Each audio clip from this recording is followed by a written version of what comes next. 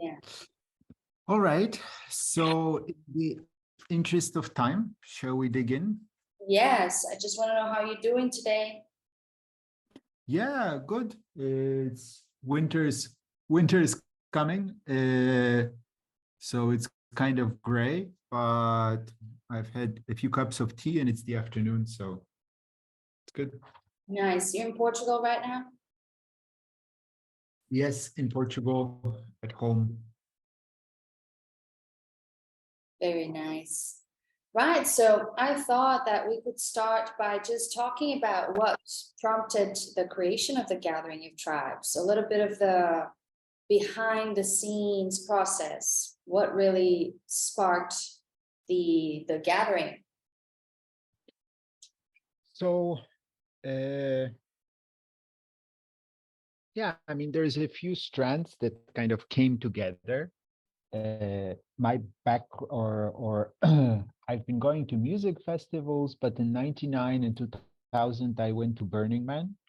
Is still young enough that it had a big impact on me. And it really, the Burning Man experience opened my eyes to the possibility to a different way of doing events, of rather than having a script and a schedule, of just unleashing people's creativity, of creating a culture where everybody feels free and called to contribute and collaborate. And yeah, I mean, seeing that and seeing the amazing, crazy, curious, and wonderful things that come out of that, it really inspired me to see, and it enabled me to see the possibility of a very different way of creating events, rather than programming, rather than top down, just unleashing bottom up creativity. So that stayed with me for life. And yeah, I mean, throughout, since then, the internet has developed a lot. So now we live in a world where you can hear whoever it is that you're interested in, from hard science to super esoteric, the greatest thinkers and minds for free on the internet in any format, from a 3-minute soundbite clip to a 3-hour in-depth exhaustive lecture, or even 50 hours, as my favorite John Vervaeke has put together a 50-hour lecture series.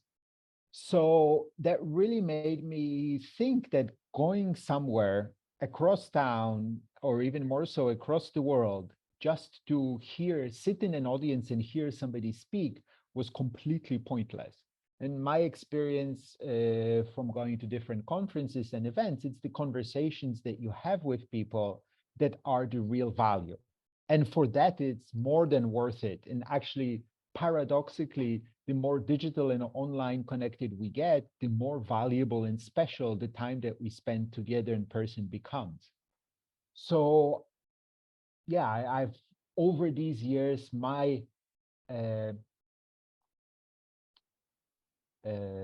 my determination, my belief that what events are for is to enable people to talk with each other and connect, grew stronger and stronger. And in parallel, as I've gotten older, I kind of just going to a music event, which I still do sometimes, the music festival for a few days, to dance, to get high, to this. It's nice, but it's just entertainment. It's not transformative, right? I'm sure if you're like 18 and you go to a psychedelic trance festival and take psychedelics for your first time and you're in this environment, you're like, wow, that can be transformative. When you're 50 and you've been doing this for 30 years, it's kind of like, okay, here we are again. So, but I really love this experience of being together with people I care about in this temporary community in nature. So over the past 10, 20 years, I've been kind of like, I love this festival atmosphere.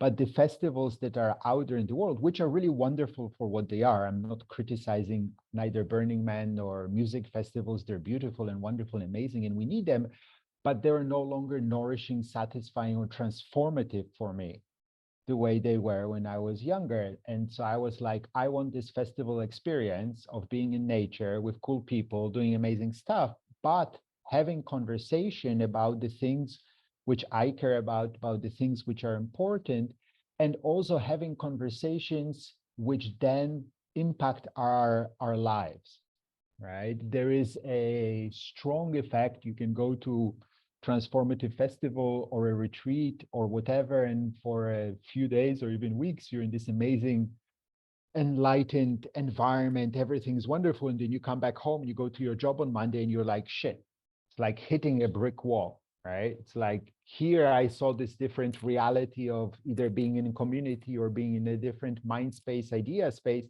and here I am sitting at my desk or on my Zoom back in my day-to-day reality, and people are left to integrate that themselves. So my dream was, we have this great transformative power. People come to the event, they get really excited about these ideas.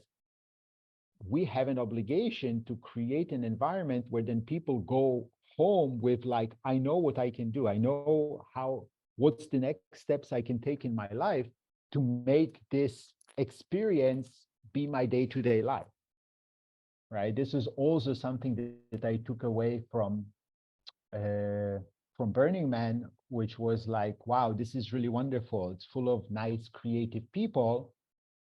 Why can't this be every day? And of course, thinking about it over the years, I realized that, well, clearly you can't be high every day. And, you can't be in party mode every day. And actually, that was not what I was craving. What I was craving was that sense of being amongst like-minded, creative people in community. In a lot of ways, this is also what's influenced me and many others in wanting to build villages of, damn it, I want to have this atmosphere of every person that I see smiles at me beautifully, gives me a hug, and I feel connected and caring for, and I feel cared for, and I care for these people. And I want to have this every day, and I deserve it. So, but you come back from Burning Man of these festivals and you're back to your own reality. My dream was to create a festival when you come back and you're like, yeah, I know how I'm going to interweave this feeling and bring my reality closer to this ideal. And then, so this has kind of been fermenting in me for 20 years. Well, since 99, 23 years. And then we did the Rebuild event, first online, and then there were physical events in Portugal, in the Netherlands, in Costa Rica. And I really saw it, and there were, the online event was half free, but we invited people, we asked them to speak about what they liked. The physical events were somewhat programmed in that the people who organized, designed a program. There was an under-conference component, but fundamentally it was programmed. So I went to them and I was like, wow, this is really wonderful. There's this great sense of home. We did some beautiful sharing circles at the end of the event in Holland, and other people mentioned this, many people mentioned this. I really feel like I'm at home here. So I was like, wow, I love this. I think top-down programming is stupid. I mean, it works for some people, and the people who came to those events really enjoyed it, but it's not what excites me. So I was like, okay, let's take the best of what I see in the Burning Man kind of concept, the best that we have in Rebuild, with this spirit of regeneration and people coming together around these ideas of how do we build regenerative villages, how do we regenerate the earth, how do we live a life which we feel is having a positive impact on the world. And let's blend those two things together and see if we can make an event around that.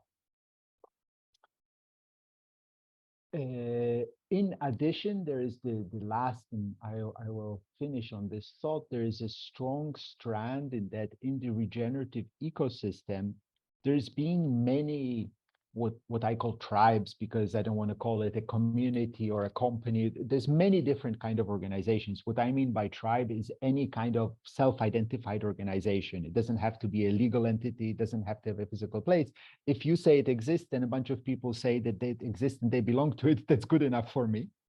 It's about self-declaration and self-identification. So there's this growing number of these tribes, from physical villages to companies to online communities like GaiaNet that you're part of.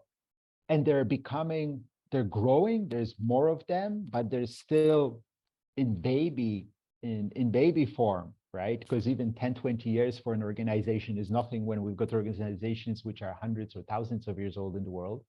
And I was like, these organizations, it's amazing. I love this idea that people can come and declare belonging to a tribe that they choose themselves, as opposed to the tribes that society pushes on us, whether it's your ethnic identity or your national identity or any of these other things, right?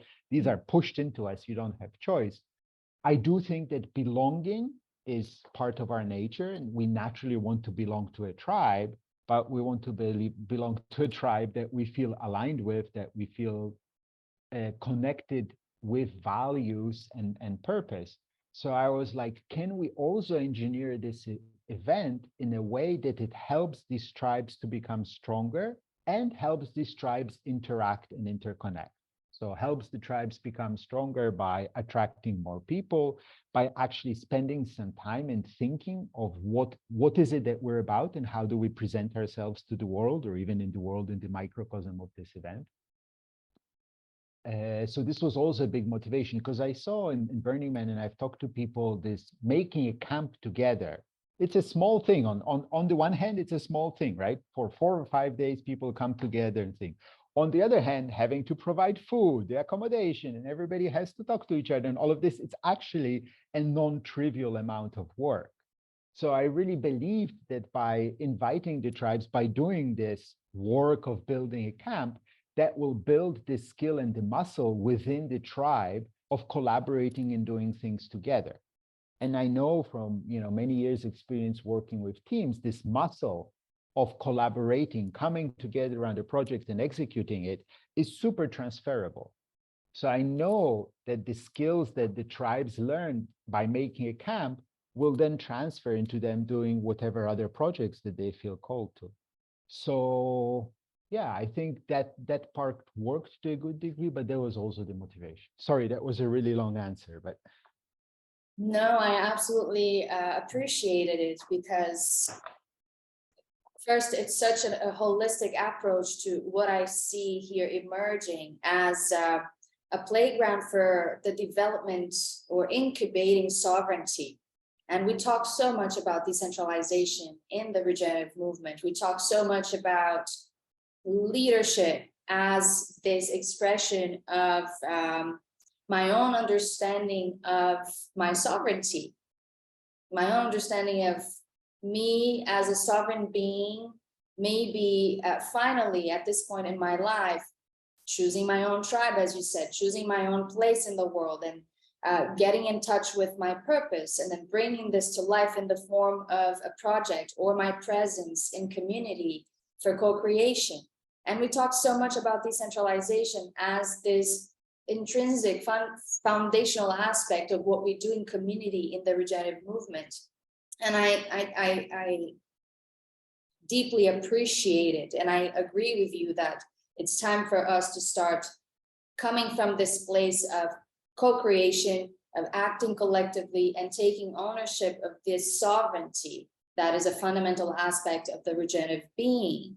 Now, I'm very interested in hearing from you what were or what are usually the challenges that you find in this process of introducing this framework of co-creation when organizing a gathering, rather than a top-down structured program that is provided to the participants. What were the challenges, or what were the surprises that really brought to you this sense of maybe mapping the regenerative ecosystem, looking back at your experience and thinking, well, I have some experience organizing events. Now, how do I see this ability individually and collectively to organize ourselves in a decentralized manner? Did you feel that the gathering of tribes could show that we have grown as regenerative community over the years, in the sense of pinpointing the aspects of the process that really were indicators of that growth, that we are now at a point in which,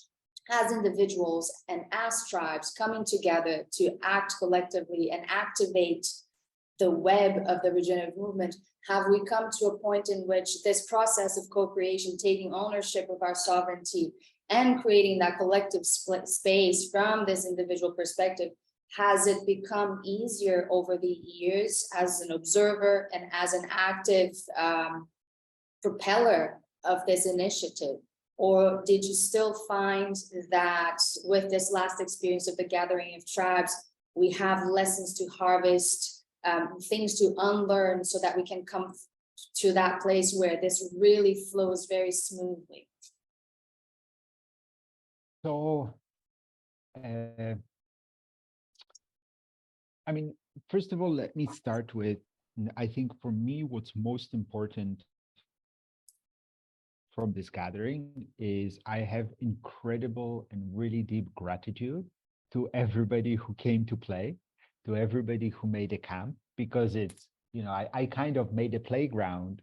That's how that was my kind of mental model. I create the playground, but it's everybody who came to play and created the games that actually made the event.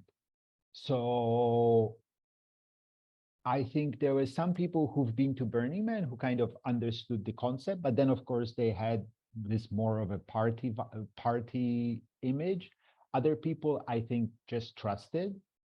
I believe it's a combination of everybody felt that the concept kind of made sense and that we needed this. And there's also a degree of, I had built up over the past few years, a degree of relationships and personal trust, of people trusted me that it made sense. I think it's a combination of both. Of course, it's the first one. It's an experiment. We're learning. For me personally, a key thing about regeneration is exactly that, the learning mindset. So I personally believe that regeneration will never be done, and that's what's exciting about it. We're not going to come up with the regenerative playbook, Bible, and this is, you follow this and you're regenerative. No, it's about continuing to ask the question. So I think it will always develop. In terms of the inter-tribe collaboration, we've only started scratching at that. There will be, you know, years and decades of learning how to do that. And I think the gathering will grow and develop with that. But digging kind of deeper at what I think is maybe the core of your question, I would say is that it will take the next generation and the next generation, right? It's only those, you know, there were a few kids there, they will have grown up with this, and then their kids will consider this normal, and then it will become the fabric of how we do things. For us, as we're learning and coming into this as adults or even young adults, but still we're coming into this as adults, we have to deprogram the old system and learn the new system, and we're figuring out so many things. But this is also for me part of regeneration, that we no longer look at like, oh my God, I have to solve all of the problems myself. And this year, it's more like, how can I be a chain and create the environment for the next generation and the next generation to continue the work? I can agree with that. I really like that idea that you shared about regeneration being this ongoing, ever expanding learning experience. It makes total sense because, as you're saying, we are starting a movement, and as pioneers of this movement, we are experimenting. And what I really appreciate about the way you propose the gathering of tribes and the experience I've had personally with Rebuild more specifically, is this idea of turning this into a playground for co-creation, a playground for learning and for experimenting with these concepts that we are bringing to life in the form of this unlearned systemic experience, individually and collectively. Why do I appreciate that? Because I feel that it brings the inner child to the forefront of the experience. And when we do that, we're also working on undoing the systemic conditioning that brings us to that space of seriousness as adults. And so I think it's an opportunity for us to develop values such as authenticity, which from my perspective are really important in this regenerative space in which we re-establish a dialogue with ourselves from this completely different perspective, detached from the systemic conditioning structures. So I really appreciate that. And in that scenario, I'm interested to know from you, what's the importance, or from your perspective, how can play be such an important ingredient in this process of undoing these systemic conditioning structures and creating this new platform for co-creation, from this perspective of regenerating ourselves and the way we gather collectively?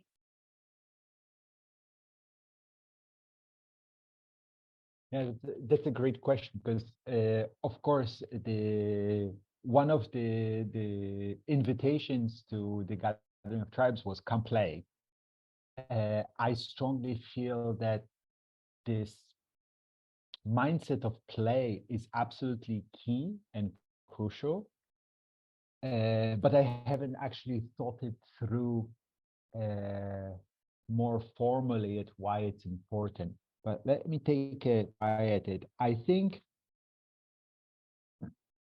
learning, so I think definitely one aspect is learning involves embracing a lot of failure, right? If you're not messing things up, that means you're not learning, because you're probably not going, you're doing what you know, right? To learn means to try things and fail at them over and over and over again. And that can be psychologically hard. It's really important.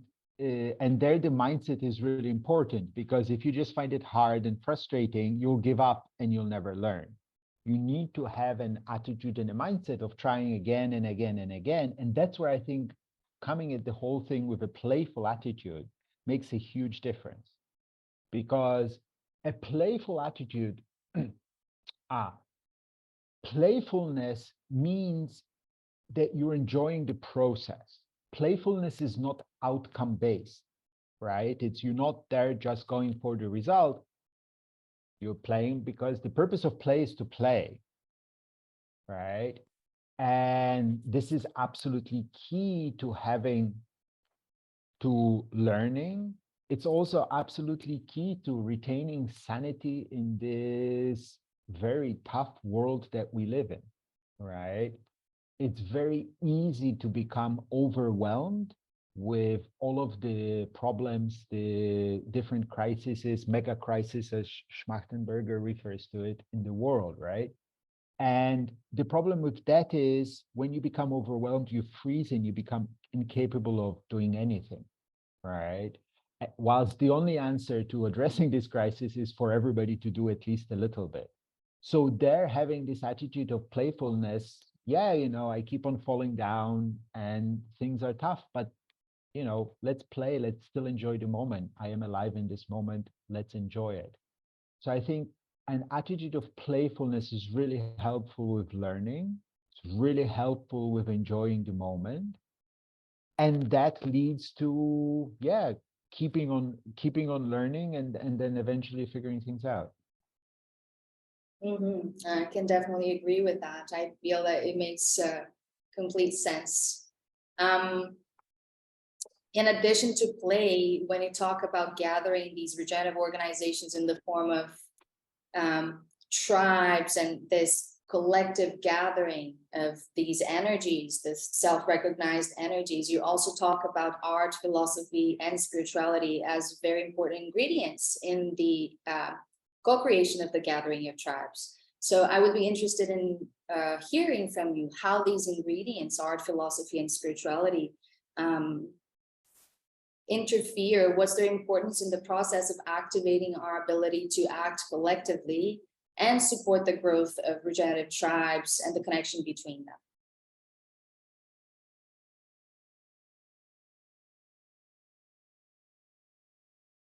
So, I mean, here is where a key part of I didn't program it, which means I don't know. Of course, I did program the gathering to a certain degree by the people that the tribes that we invited. For me, regeneration is rethinking of most of the fabric of our society, which doesn't mean that we throw everything out and start from scratch. It means that we really consider what is serving us and what is creating the society that we want now and which will allow us to survive into the future, and being more conscious about all aspects of our life. Art and spirituality are integral to how we create culture, to how we create a conversation about what is valuable, right? What is good. I'm very limited. I'm only starting on my journey to having the vocabulary and the capacity to talk about this. I really recommend John Vervaeke to anybody that's interested in these ideas. He's one of the, I'm really into his ideas now. He's lots of his stuff on YouTube, but he's finally a scientist, philosopher, and thinker that can talk about spirituality, God, and mystical experiences and all of this in a way which is holistic and does respects and values those experiences and ideas without abandoning science, reason, and all of this. It's actually able to integrate all of this. I am far from being able to speak intelligently about it, other than I have a personal sensing that these things are important and integral to creating a new culture. I think that this is one thing that's limited the impact of the sustainability movement, in that the focus has become on technical solutions, whether it's carbon or agriculture or circular economy. It's just focused on the physical solutions or technical solutions dealing with physical things. Whilst I think that our real crisis is much deeper. It's the crisis, the meaning crisis, as Vervaeke describes it, of what is actually valuable, what is a life worth living, how do we create a society which will survive and thrive? And thrive, because I do believe in growth forever, but that doesn't mean physical growth, more stuff necessarily. It means spiritual growth and creating the conditions for a thriving life for more and more of the human population. So I think that's another way of looking at it. Spiritual growth has no limit. Artistic growth has no limit. And every living thing wants to grow. So yeah, and this is why I really think for the regenerative movement to the huge impact on human society that it has the potential to have, it needs to engage with these deeper, more values, more values-based things. Mm-hmm. Yeah, this is very much in line with what we have created for the Weave in the form of an editorial. This idea that you mentioned, the sustainability approaches that we have witnessed take form in the past 30 years, maybe very much technical, very much coming from the perspective of the planet as a foundation. Whereas I agree with you that there's a much deeper layer that needs to be looked at and addressed and worked with, because this is where all of the ingredients that take us to the realm of the planet are, and we need to work with, which is the realm of the individual, that then crosses paths with spirituality as a foundation and philosophy and questioning the meaning of our existence, and exploring ourselves as this playground for co-creation first with ourselves, so that then we can enter the space of the community from that perspective of being a regenerative being that is self-aware and doing shadow work, for example, and transmuting, alchemizing all of the aspects of ourselves that are getting in the way of being a regenerative being that can enter the space of the community, ready to play and co-create instead of create conflict or not find themselves or not be able to act collectively, or still come from this perspective of conditioned programming, all of these structures that prevent us from actually entering the space of the planet, not only with a technical consciousness about the needs of our Mother Earth, but also from this perspective of embodying her needs, and from that embodiment, understanding that we need to act on them. Because I feel that education is a superficial layer that allows us to understand that these needs, but it's not what propels us to act on these needs. I feel that the transformation of the human being, this excavation of the individual through spirituality, art, philosophy, as you said, play, self-awareness, these are the things that really bring to the surface the purpose that then underlines the actions that we take in the name of the planet, right? So I do agree that that's really important in this process. Spirituality as this all-encompassing ingredient that wraps up the community, but it starts on the individual level. Yes, and I would say, I think, and this is where the gathering of the tribes kind of philosophy around the tribes come in. It's the individual is always in dance with their community, their society. I recently read or heard some interesting thing. By some measures of cognitive of brain, humans are stupider than chimps, which is shocking. But we don't think individually. We are collective sense-making beings. And that's why we're taking over the earth, and the chimpanzees are in the trouble that they are, because they think individually, we think collectively. And this is something in a tribe, in a smaller group of people, you have much more influence and you have the ability to have your voice heard. But we've lost these, the way the society is structured, top-down hierarchy, the space of or our time that we spend in human groups where we have the agency and influence to change what the group does, it's become very, very small, right? Companies are not that, countries are not that. You get to vote once every 4 or 5 years. It's not real agency and influence on what the group does. And we really need that. We both need it for our sanity. So I think it's something that we need to relearn and bring back. And this is also why the gathering of the tribes, and I think my belief is that in the regenerative movement, a key part, of course, you know, we need some top-down and global organization, it's important, but we already have a lot of that. What I think we need much more is horizontal collaboration and cooperation between groups, because we have very little of that. You know, it's all about top-down structure. Government tells what to people, UN, whatever. And that's great, but we have enough of that. What we need is much more is horizontal groups talking to each other. And for that, yeah, the groups need to become stronger in sense-making together. And, you know, the world is the world is so big and the problems are so big, there's only very limited impact that you can have individually.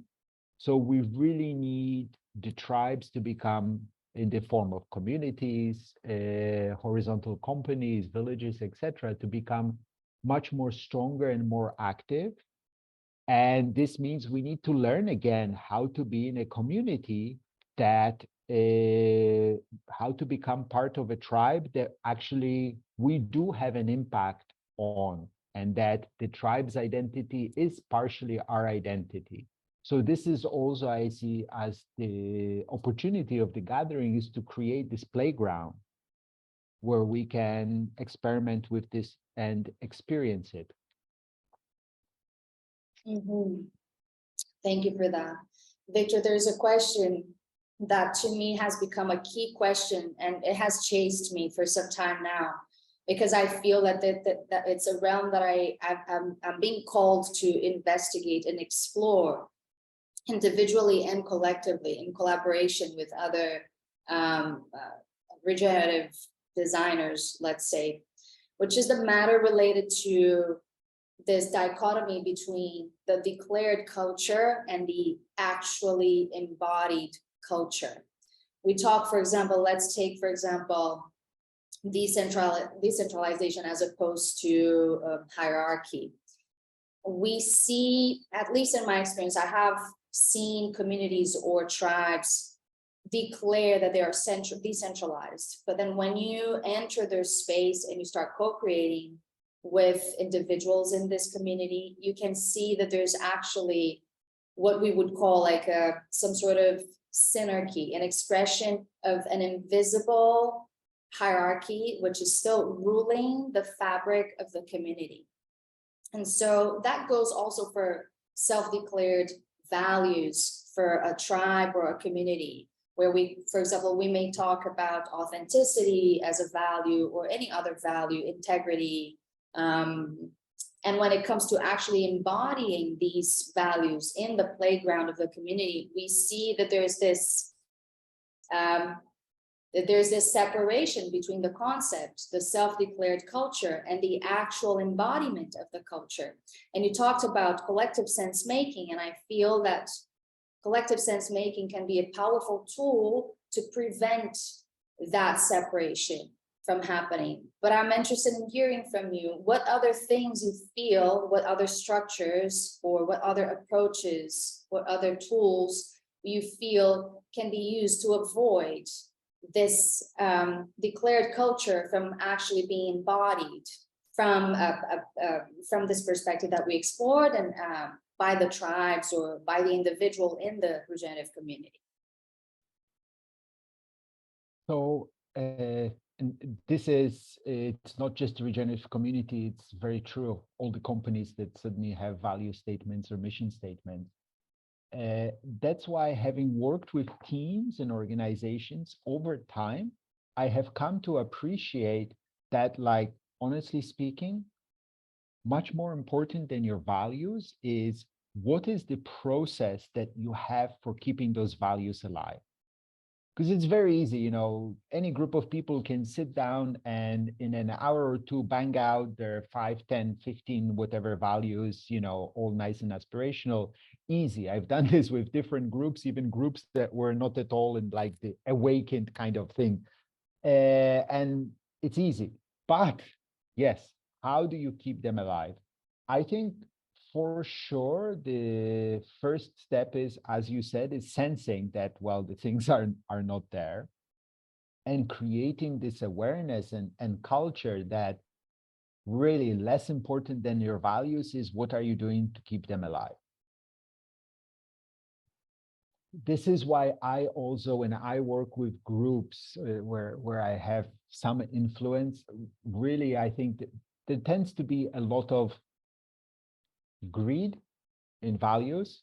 It's like, oh yes, we'll have this and love and friendship and curiosity and this, and then it's like, and then you have a design by committee list of 15 values, and I'm like, forget it, you can't even remember that, right? You know, one of my favorite party games is, most of us have grown up in a Christian or Christian influenced country, even if we weren't Christian ourselves, we know the culture. Try asking somebody to name the 10 commandments. You'd think pretty basic, right? It's not even Christian, Muslim, Jewish. Try to get people to name the 10 commandments. Nobody is able to do it. I only had one person to do it, and he was in seminary school when he was a teenager. So, okay, 10 is too many to remember. I think, honestly speaking, one value well embodied will create a much more powerful and meaningful community or tribe than 15 values or 10 values or 7 values, which are really beautiful, but nobody can remember, let alone like know how to implement.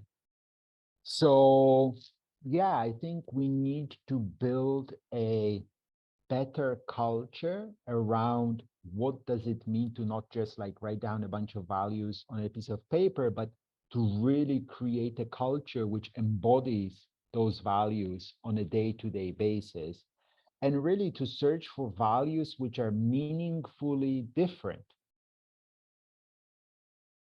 And that really intertwine with the identity of the tribe that you're trying to create. And this is exactly the kind of conversations that I hope going forward will be more and more at different gatherings of tribes, of sharing the wisdom between the tribes of how do you create the culture which embodies values, which actually do create a meaningful, a tangible culture. Mhm. I can agree with that.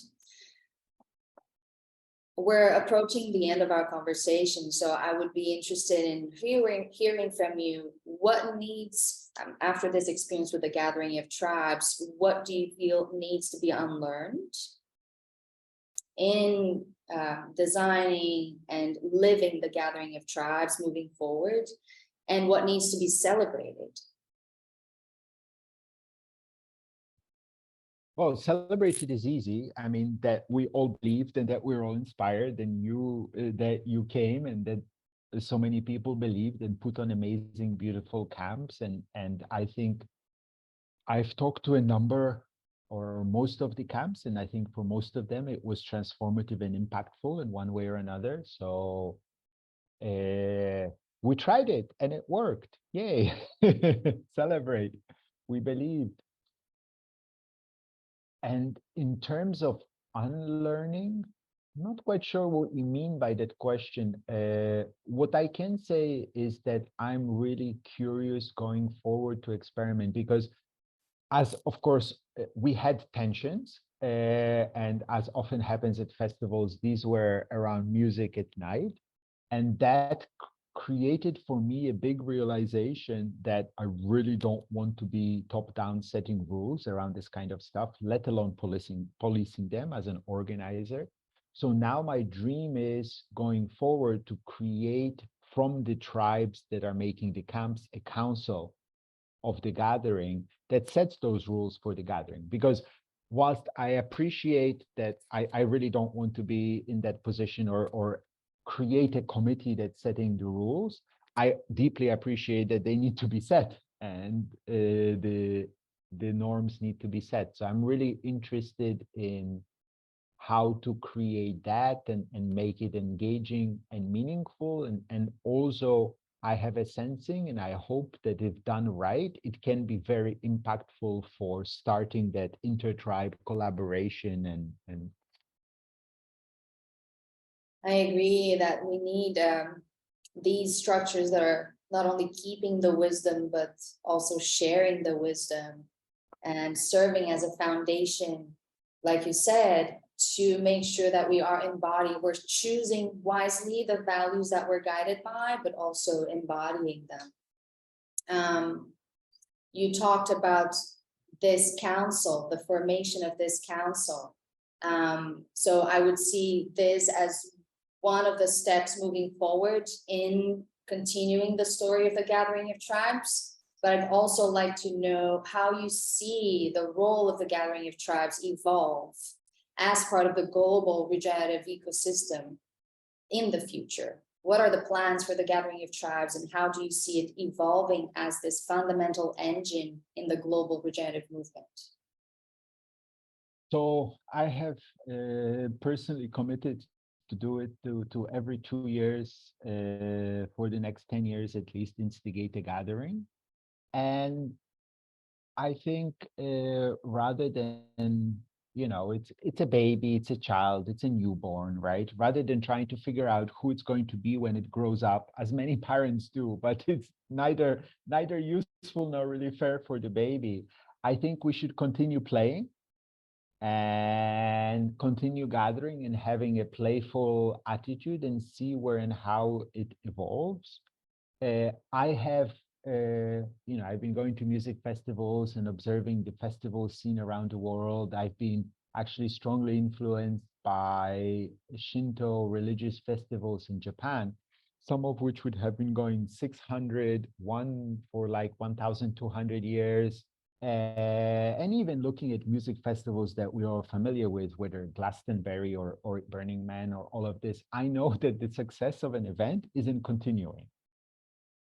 So my focus is, rather than trying to imagine what impact and such, it will have impact as long as we continue gathering. So my thinking is on how to make it so it's regenerative for me and other people organizing it. It continues fun and that we can continue playing. And that's part of the culture that we're building, isn't it? The surrender, the letting go, and the allowing. I'm wondering if you can share a transformative experience that came to the surface for you, either for the organizers or for the participants, or collectively for everyone, or one individual experience. Is there a transformation that you would like to share that happened through the gathering of tribes? So actually here, I would much rather ask you that question. I know you're part of GaiaNet. How would you say that the gathering has impacted GaiaNet? Has it been transformative in some way for GaiaNet? Yes, well, thank you for that approach. I attended as part of the GaiaNet camp, but I can say that there was also another more individual perspective. So maybe I can talk about both. As part of the GaiaNet camp, for us, the gathering allowed us to get together in person, which is really, really special because we've been working, many of us, we've been working together for over 2 years now, a year and a half for some like me, online, and creating this synergy, this deep connection, but never really getting to share physical space together. So that alone was an extremely special aspect of our experience in the GaiaNet camp. And it was really, really touching because it was that experience of creating that additional layer of connection of, you talked about serendipity as an aspect of the gathering of tribes. And that was really felt and lived and experienced as part of the physical experience in the gathering of tribes. But other than that, that gives us the opportunity to gather in ceremony, to gather around ritual, and to create, as we were in the process of creating our own program, creating these structures that were emerging as a result of this connection that we have been building for some time now. So really witnessing the rise of the culture that we've been declaring, and the gathering of tribes now giving us the opportunity to embody that culture on this physical level and really test the systems, if you will, that we've been experimenting with in the online environment. So it was really valuable from that perspective. We had, for example, an activity called the mycelium activation workshop, in which we sat in circle and we shared our needs and we shared our offerings, and we could then catalyze this movement of synergy between individuals in the circle, supporting each other to bring their projects and their purpose to life. And so that was for sure a golden experience. That was an additional layer on top of these foundational layers of embodiment of culture, experiencing the physicality of the connection, but now really getting to use the gathering as a playground for us to co-create. And it, had you come to us with a program, that would not have been the case. We would not have had the opportunity to then play with our own tools, our own experiences, our own shared vision of what's happening globally, and create our own little world there inside the gathering. So that was extremely valuable. From an individual perspective, you know that I also attended as the founder of The Weave, and that gave me the opportunity to offer a workshop on what we've been creating with The Weave and share our experiences, our visions, and get feedback and start creating a community around our projects. So the gathering of tribes gave me the opportunity as an individual to start forming a tribe for The Weave. And that was, I mean, I can't even explain how valuable that was for me, because the next gathering of tribes, I can have the Weave Camp. And it's a tribe that emerged from that space, from that playground, from the invitation to gather people around something that you gave me the opportunity to offer, because I was part of the, well, everyone was part of creating the program for the gathering of tribes. So you see, I feel like in this playground, we are expanding the movement. And so maybe in the next gathering of tribes in 2024, instead of 52 tribes, we may have 100, because this gathering of tribes has already propelled the birth and the development of new tribes. Wonderful. Thank you very much. Well, that's exactly what I suspected might be possible and what I need. And I am touched and super grateful that it worked for you. And I hope it worked for many other people as well. I think it did. So yeah, that's it. You exactly described what I sensed might be possible and what I hoped and dreamed we could co-create. Beautiful. Is there anything I haven't asked you that you would like to share with us?